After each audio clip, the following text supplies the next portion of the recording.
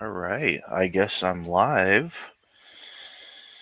Forgive me, this is my first time doing this. Let's see how this looks. I'm just testing this real quick. Wow. See how this looks. All right. Hello, everybody. Welcome to Left Coast Live. I'll be your host today, Stateless Patriot, as you can see right here. No Dieter McBusiness today. He's prepping a trip to go skiing and just needed as much time as he possibly could just to make that all work out as conveniently and efficiently as possible. And I don't blame him. Trip planning does require quite a lot. I had a trip I took to Texas earlier this year with the help of Dieter, by the way, which I'm very, very grateful to him for. And it included multiple stops along the way in Arizona and New Mexico, and it was great. Went and saw the eclipse down there, and it definitely took a lot of planning. I was planning it for a couple of years, and just needed to make sure all my ducks were in a row to make it happen. Whatnot. Hey, thanks for joining, dude. Um, yeah, I'm trying to figure this out. I want to make sure. I want to see what this does. I want to see if all the buttons and everything works out the way it's supposed to, and it doesn't look like it is. Uh, New layout. No, that's not it at all. Add item. How about media slot? No. Oh goodness gracious. This is I suppose I probably a professional fucking streamer for this, but whatever. I can just do this as is, I suppose. If you're here, make yourself known in the chat. Say hi. Happy New Year, by the way. Um, I'm not really looking forward to this year at all. 2024 was definitely very weird. Um, It's definitely one of the more difficult years of my life. Lots of emotional turmoil, up and down. You know, lots of things gone awry. Lots. I mean, if 2024 taught me anything, it's just to never get your hopes up. There's just no sense in optimism anymore. It just leads to despair and disappointment. I mean, I saw that with a couple relationships that I had in the year. I saw it with when it came to the election. Um, it, it it's frustrating, but it's a sign of maturity. Like this year, 2025, I'm going to be turning 30, and I don't know how to grapple with that just yet. Um, I was hoping with this stream I could at least show my screen so we could talk about a few things. But I suppose just having the camera right here and I can just fucking go through these stories um isn't such a bad idea, I guess you could say. Um so you guys can chime in obviously in chat if you want. We got a few things to talk about. It's been a very, very eventful past couple weeks. That's for damn sure. And what's been keeping me really entertained is the MAGA civil war, and it's being fueled by the influence of Elon Musk. I think that it's undeniable. I think it's undeniable the grip he currently has on the Republican Party. And it's like AOC said when she was talking to Sam Seether and Emma Vigeland, Republicans don't know who their daddy is. They don't know whether or not to answer to Elon Musk or Donald Trump. And there's just been so much hilarity that's been produced as a result of this. Um, what basically sparked this whole thing was a tweet made by Vivek Ramaswamy, who is one half of the, I guess, leadership of a non-government entity that still acts as an entity but has no actual power, the Department of Government Efficiency, otherwise known as Doge, because Elon Musk is, he's stuck on fucking 4chan with his 14-year-old brain or something. It's like yeah, no, Megan, I read the whole tweet. Um and I don't know, it's real, it's actually very, very funny, cuz he basically treats Americans as if they're just unworthy of being educated and being handed these jobs. And what really gets me is how, so Vivek Ramaswamy basically says Americans are too stupid to hold some of these jobs. The American culture is, he says it's venerated mediocrity over excellence for way too long. Direct quote from his tweet. And uh, he basically goes on to defend the H-1B visas, because he claims, in a Trumpian fashion, and Elon Musk agrees, we want the best people, we want the best and smartest people coming here and taking these tech jobs and whatnot. But it's just an excuse for cheap labor. That's ultimately what it comes down to. Um, they ultimately don't give a shit about American jobs or even educating Americans to take these jobs in the end, because they don't want to pay Americans. They want to hold um, foreign workers' visa status and immigration status over their heads so they can have them work jobs cheaper than they should be getting paid to work those jobs in the first place. Um, of course, this is pissing off a lot of the far right MAGA types, and um, because throughout the whole campaign, Donald Trump's campaign, and not to mention his whole career as a politician at this point, there have always been anti-immigrant sentiments. This is um this has always been the case. Honestly, you sound hella xenophobic. I sound xenophobic. No, like I don't give a shit. Like who takes the jobs. It's just like they're just not being honest. Like by all means, like have these visas in place, but just to this whole time, Trump's whole brand is America first, make America great again, stop other countries from taking our jobs, which is a total lie because he's outsourced hundreds of thousands of jobs. He wants American companies to stay in America and wants to focus on giving Americans jobs and whatnot. That's basically being laid out as not honest at all because Donald Trump agrees with Vivek Ramaswamy and Elon Musk about H-1B visas. Donald Trump has stated before that he doesn't like the program, but he doesn't want to get rid of it because he benefits from it. His properties, his businesses, they all benefit from H-1B visas. It's cheap labor. So ultimately,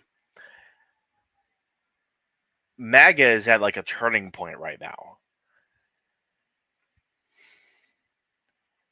The left has been just screaming for years and years about how when it comes down to it, capitalists will prioritize capital and maximizing profits over anything else.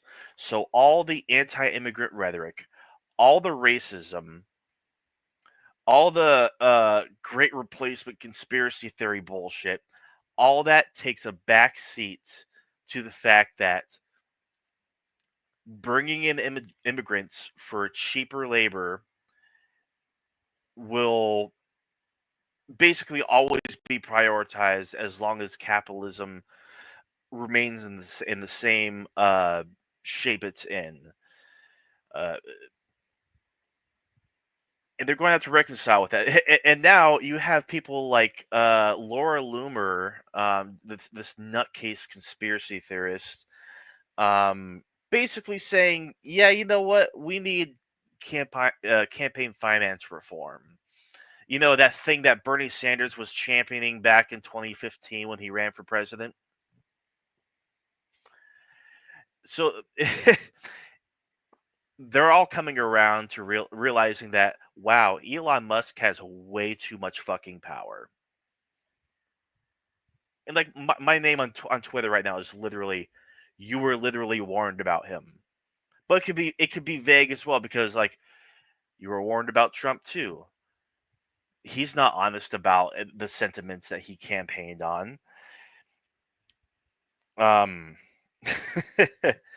so you have a lot of splintering going on. Uh, of course, Twitter's where it's all happening, and I cannot stand Twitter for the life of me.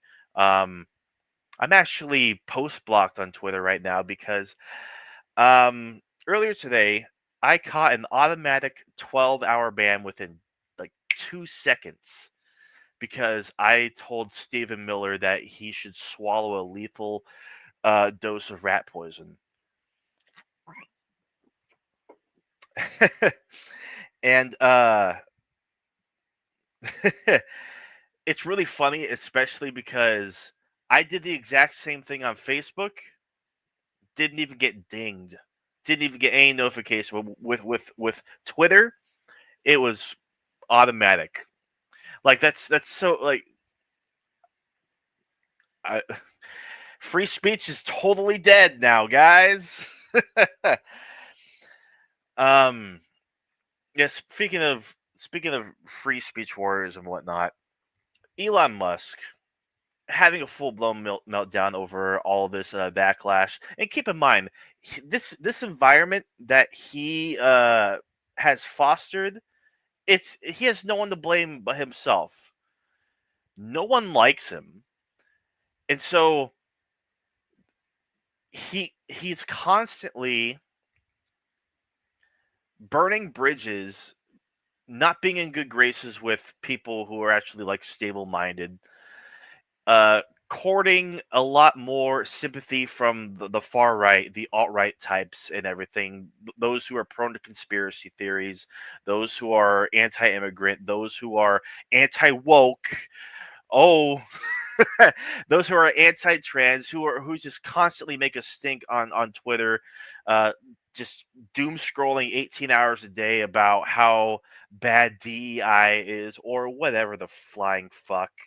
The Tim Pools of the world, the Michael Knowles of the world, the Ben Shapiro's, the Matt Walsh's, the Lives of TikToks, you name it.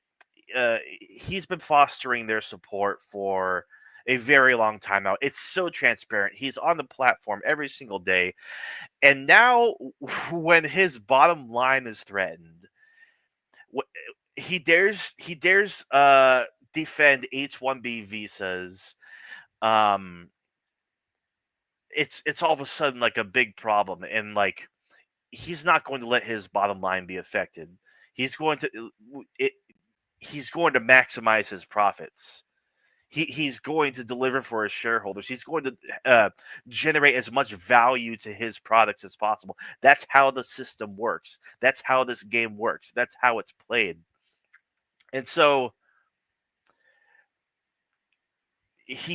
like, he's just been having a full blown meltdown. He tweets, "I am constantly insulted on this platform," and my response to this is basically, he buys the platform to inflate his ego, undeniable. He buddies up with reactionaries and lunatics to further stroke his ego, and then he starts being weird and unlikable enough to turn those people away, and his ego begins to further fracture.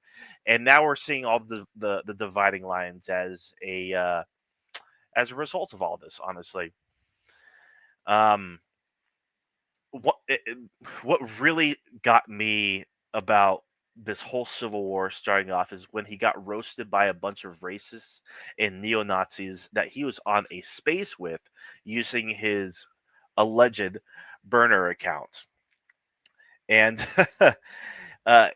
if you don't know, there's an account on Twitter called Adrian Dittman, and it's pretty well established that this account is basically Elon Musk's burner account. He sounds like Elon. He defends Elon at all costs. Just he's basically dick riding himself.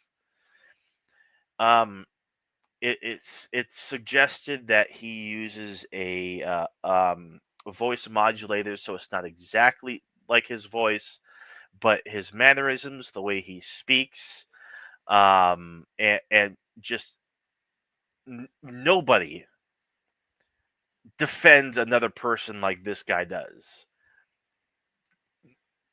It's like the lengths that this account goes to just hype Elon Musk out, like saying like Elon Musk is the best dad ever.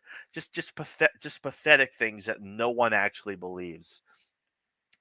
He got roasted for defending the H-1B visas in this Twitter space, where a bunch like literal racists, literal neo Nazis were like, "I don't want dirty Indians coming into this country and taking tech jobs and whatnot." Like just disgusting shit. Like, don't get me wrong. There is an argument to be made that sure these jobs should be going to Americans, but none of these people in this incoming administration wants to expand public education, let alone education as a whole, to Americans. They don't want an educated population, like period. So it's like there's a meme floating around because like everything's best said in memes. Like, it's like the political comics of our time. It says I think I actually posted it here on my Twitter. Yeah, we can't hire Americans because they're not educated enough. And then someone's standing off to the side saying, "Educate me," and the guy says, "Fuck off." I mean, the best that the Trump administration can do is just abolish the Department of Education and strip funding from public schools. It's just all money laundering. They want to cut everything in the government. They want to make it as inefficient as possible, and they want all that money for themselves and all their billionaire crook friends on fucking Wall Street.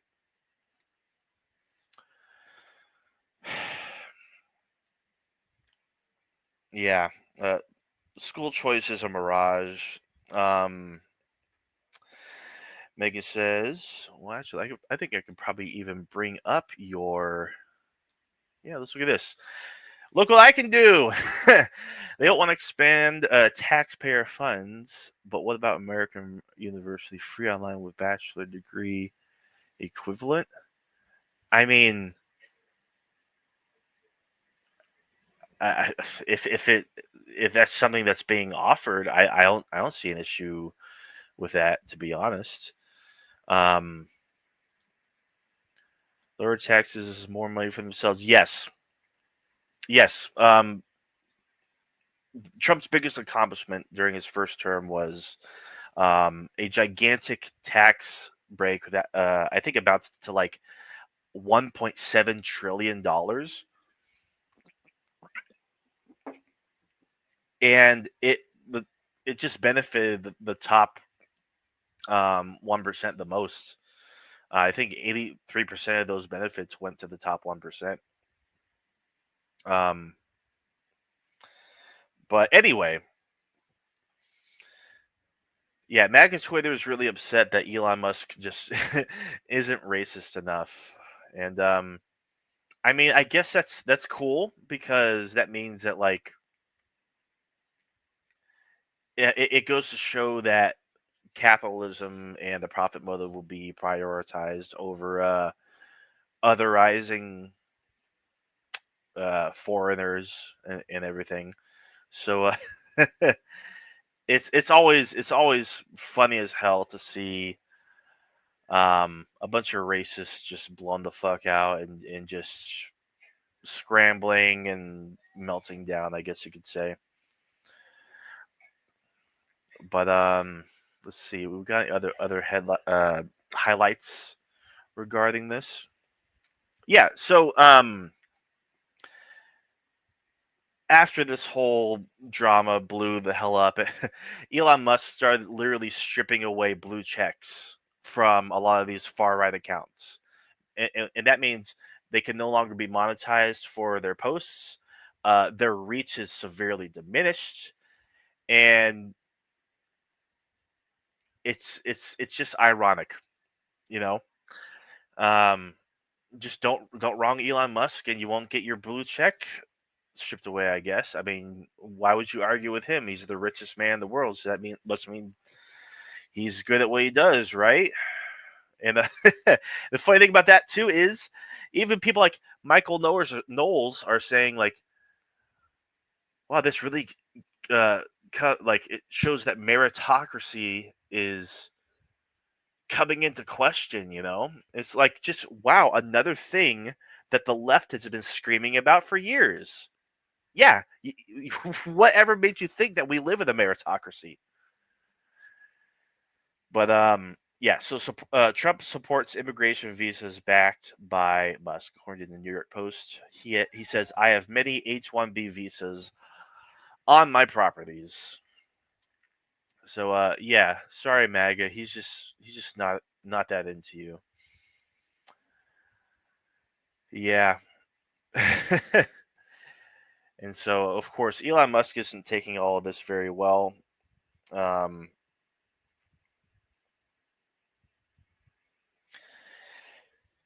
yeah, I agree, Megan. Demonetizing the crazes is hilarious. I fucking love it. I think it's the funniest thing in the world. It's like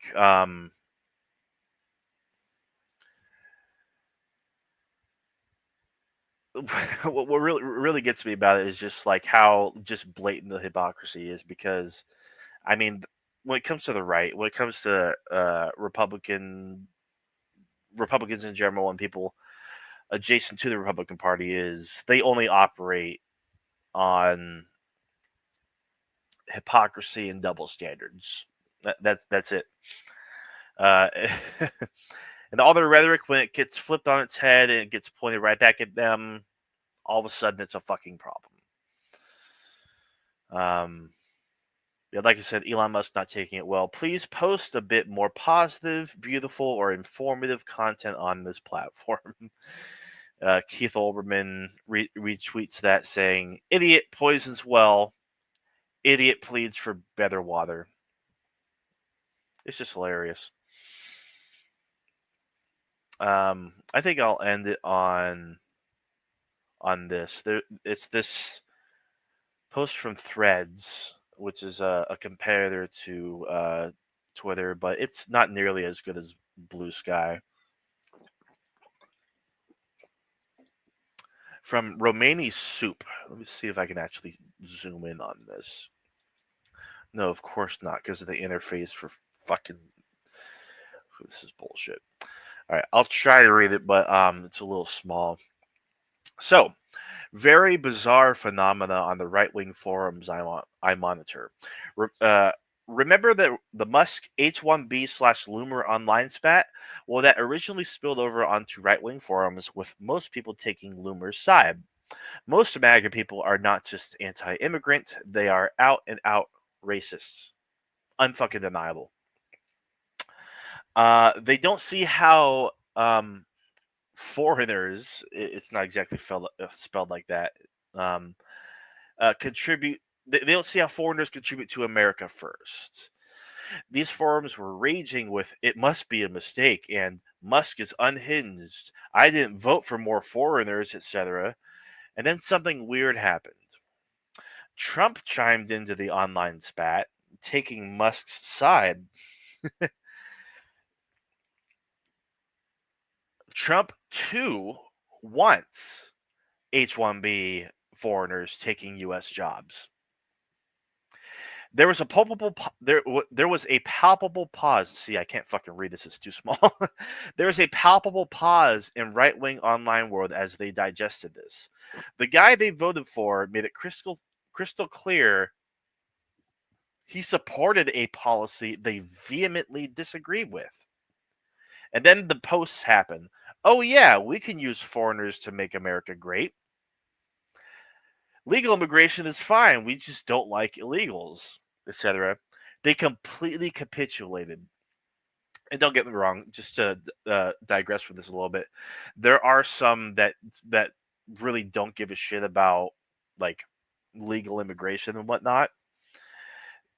Like it's totally legit to be like, okay, yeah, illegal immigration and illegal immigrants taking U.S. jobs, not okay. That's a fine argument, but you have a lot of people being like, no, H-1B visas, that's not okay. That's like it's illegal immigration with extra steps. It's basically the gist of it. Like you're still giving these jobs to these undesirable foreigners and whatnot. You still see a lot of this rhetoric in the far right. To continue from these posts, even when challenged on how they were just yesterday, saying the exact opposite, the right wing anti immigration people were suddenly towing the line. The key was Trump speaking out. These people will never disagree with him no matter what. And now the right wing forums are completely devoid of comment or speaking about H-1Bs or Loomer or Musk. It's like it never happened. Totally bizarre glimpse into the cult. Yeah, yeah. If you're super deep into it, to where like you're basically like you're hinging on every single post made by Trump on like Truth Social or whatever, or every tweet that Elon Musk makes on Twitter or actually whatever the fuck you want to call it, then you're not as invested in the outcome of this. You just don't care. You have your own. You actually have your own positions. Your positions aren't based on what fucking Donald Trump thinks or what Elon Musk thinks or whatever prominent right wing figure that you follow. It really is a cult mentality to just change your position on a dime like that because you're the the guy you simp for and have been simping for years and years says that this is his position on it. It doesn't matter if it's contradictory or it conflicts with past statements. It really is like a cult mentality. All right, time to catch up on what Megan's saying. um, let's see. Talk about the New Year's Day stuff. I'm going to get to that. I have a lot to say about that for sure.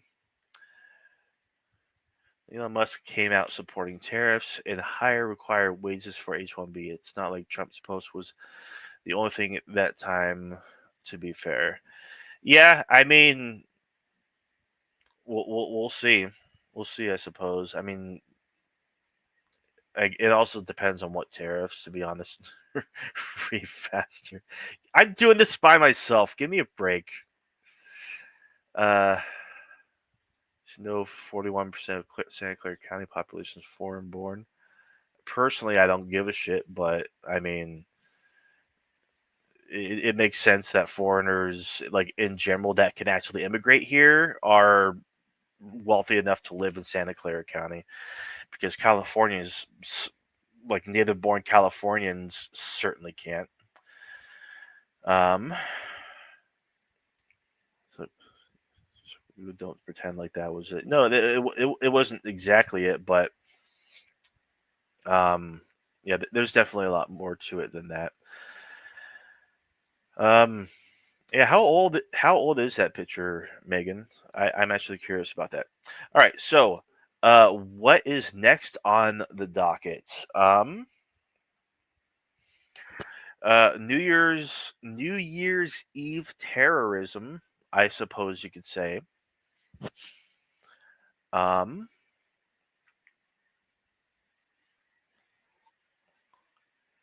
let's see. What exactly happened? New Orleans. I guess there was a guy named Shamsuddin Jabbar, who is a 42-year-old Army veteran who was on active duty from 2006 to 2015, deployed to Afghanistan in 2009.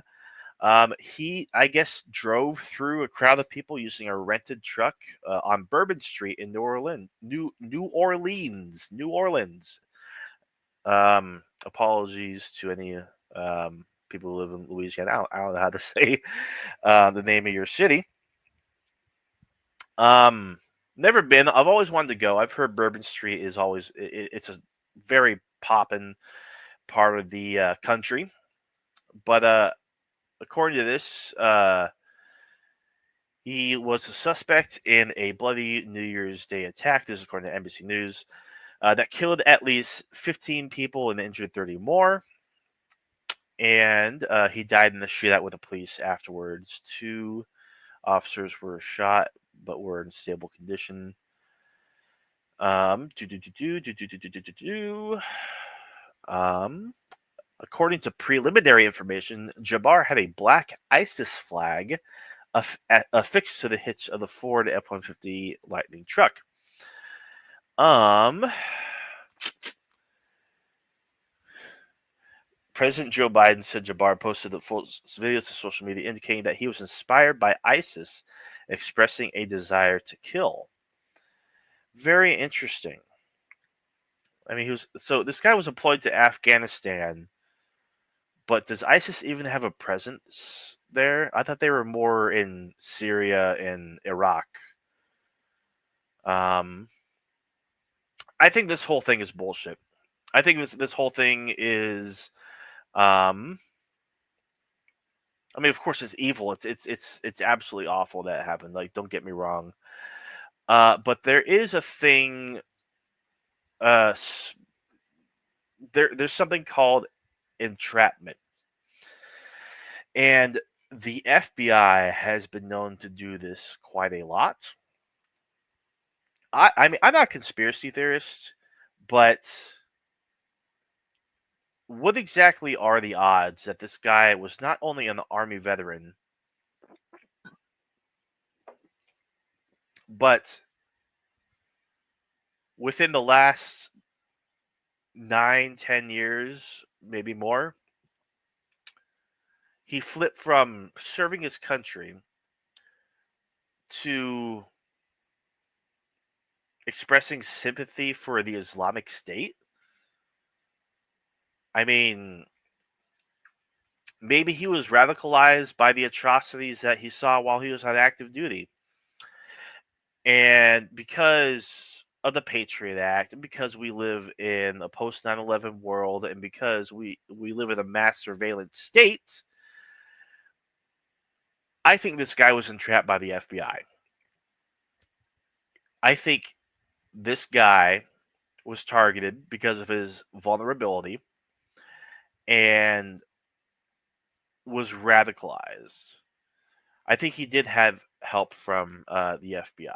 That's my conspiracy theory. Maybe it did, maybe it didn't, but I'm not I'm not empathizing with the guy at all. Yeah, yeah, you have to understand the power imbalance at play when it comes to the U.S. Army and the Islamic State. Like, sure, like sympathizing with it, like it is one thing, but ISIS is just a nuisance in the grand scheme of things. Um, I don't know. Maybe this guy was just mentally ill. Um, yeah, crazy. Yeah, more people are expected to die in you know from their injuries. The death toll's probably just going to go up. Wow, 7-year-old pick. Wowee. Um, old friends have come out and acknowledged he was radicalized. More credible than man. Yeah, more credible than Mangione. I I agree with that. Yeah, no, that's going to be a wild trial, Luigi Mangione trial, for damn sure.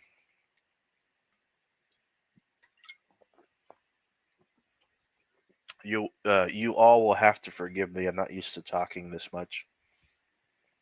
For the amount of time we usually do these streams. Uh, but I think I'm doing a good job, right? So far, so good. I just wish I had a bit more control over the interface and, you know, can actually fucking. Can I do this? No, didn't do a goddamn thing.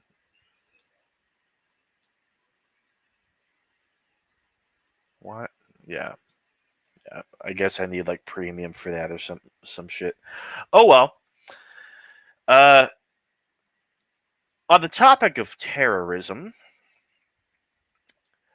there was a man who, I guess, blew his Cybertruck up outside of Trump's Las Vegas hotel.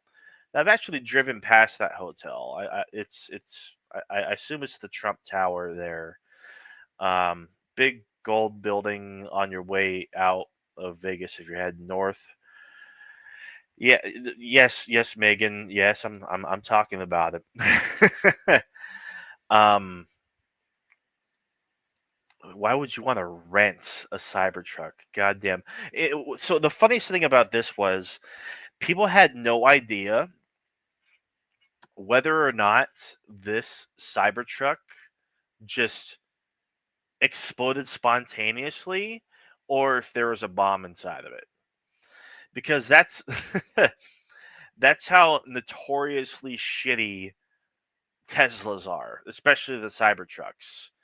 Like I I I can't. I don't even know how many times they've been recalled now, and there's just like they have so many fucking issues. I think Geico doesn't even issue insurance for you if you actually drive one of those um, rolling garbage cans, dumpsters. But so apparently the guy, look, I really wish I could show the video here.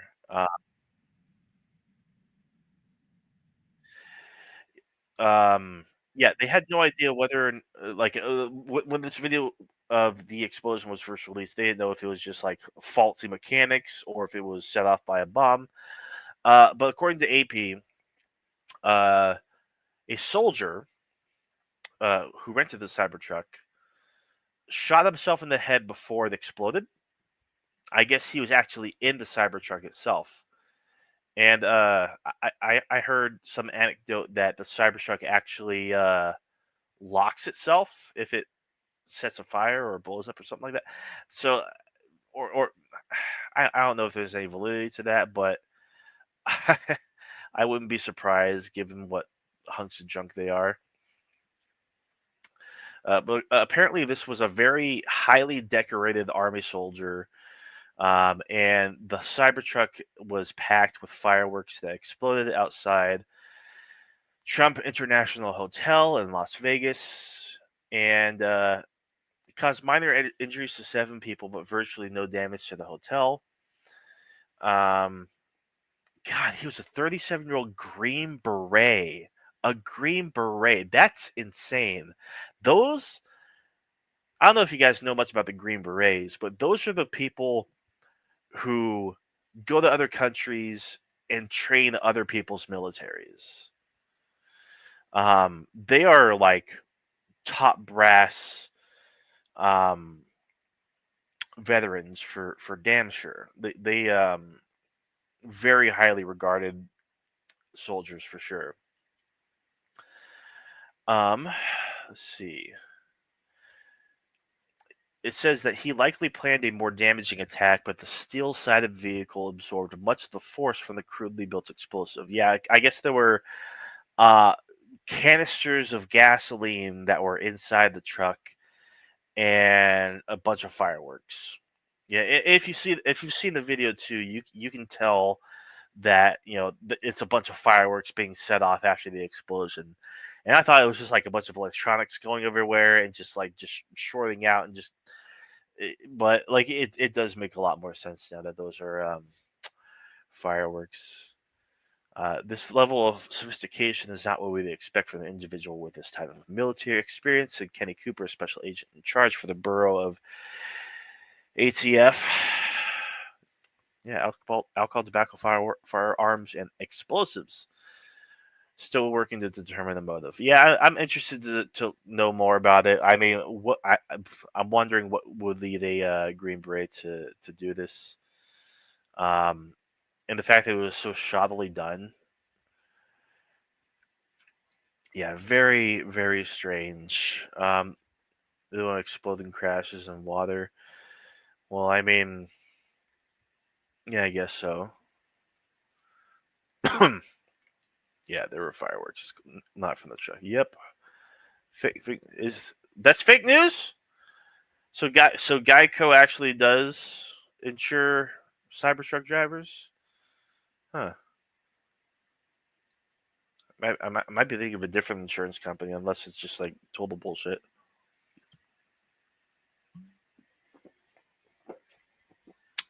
All right.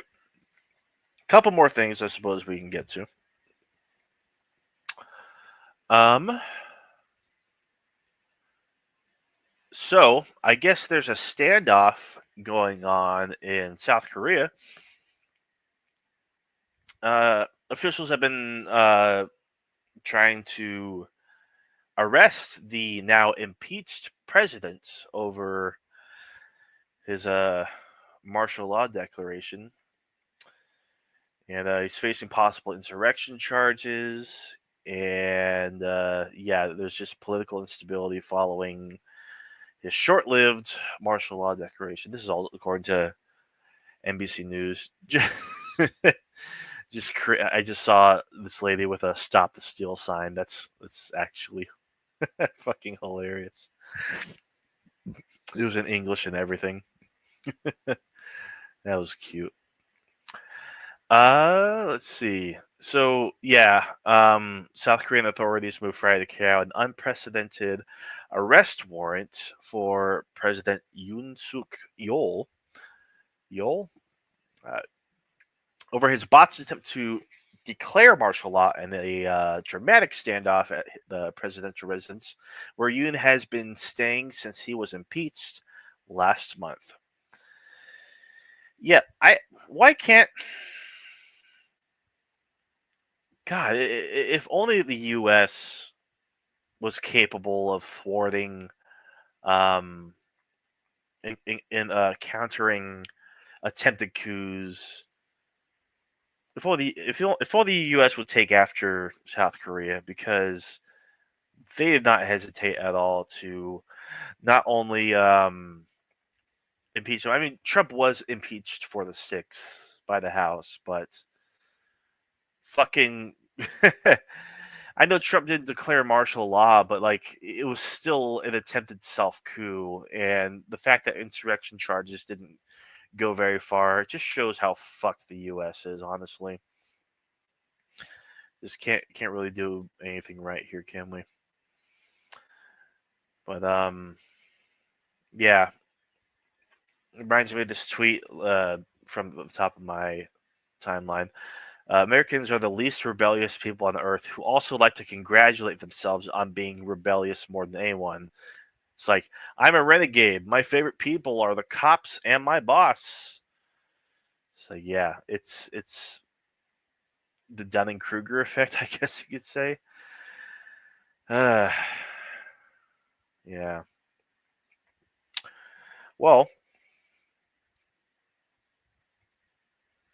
I am curious what you all think about how 2025 is going to play out. I have some predictions, and they don't paint a pretty picture, for damn sure. uh, reconciling with the fact that Trump is going to be serving a second term, and it's just going to be a bigger shit show than the first term. The fact that Justice Sotomayor might die within the next 4 years, and then all of a sudden you have a 7-2 majority on the Supreme Court, and who knows what the fuck they'll turn over next, or more uh, what more they allow Trump in the White House to get away with. I mean, that's already how it is right now with the 6-3 majority, but the 7-2 would just make it so it's like it would take decades to undo the balance that it's currently at. It's disgusting. I'm not looking forward to the next 4 years at all. Honestly, you know, I think 2025, everybody's going to be in a worse spot for sure. The cost of everything's going to go up. Um, there's going to be a correction in the market. I truly do believe that is coming sooner than later. And depending on how not only the Republican House, but the Republican Senate, as well as the White House under Trump, handles it, it could either be a full blown recession, probably just as bad as 2008, or just a simple correction and nothing more. But no matter what happens, it's not going to be the first recession this decade, I believe. And if it does go into a full blown recession, it's gonna last a long time. It's just it's just really discouraging, given everything that we are up against, whether it comes to the climate or the state of the economy for people, or Israel Gaza, our current geopolitical environment, our relationships with our allies. It's just going to get harder for everybody. Um, I just wonder by the time I'm 40 if I'll actually finally have the life I want.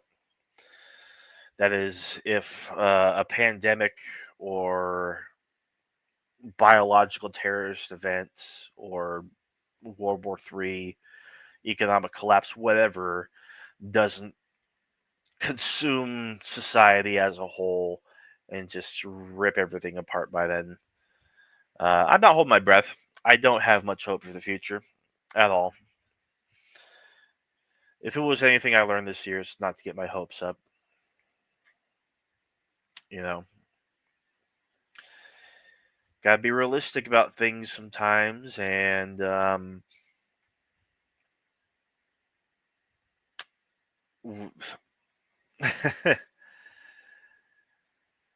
yeah, yeah. So, I guess that's pretty much it. So, more than likely, I'll probably be able to stream Monday with Dieter. He'll be up skiing, but he might be able to join me for the next Left Coast Live from his cabin. And let's see. Surely we'll have enough to talk about by then. I believe Monday is the 4th anniversary of January 6th. And, it's just remarkable that absolutely nothing came of that, except for a bunch of the attendees there, I guess, being arrested. But when it came to the guy who instigated it all, off scot-free, because presidents can commit crimes and not be held accountable anymore. But that's more than likely we'll be streaming again. But if you're new here, or if you're not and you're still not subscribed, make sure you subscribe. And should be seeing you next week. And this is Stateless Patriot of the Left Coast, reminding you that you don't get change in America by asking nicely. I'll see you guys very soon.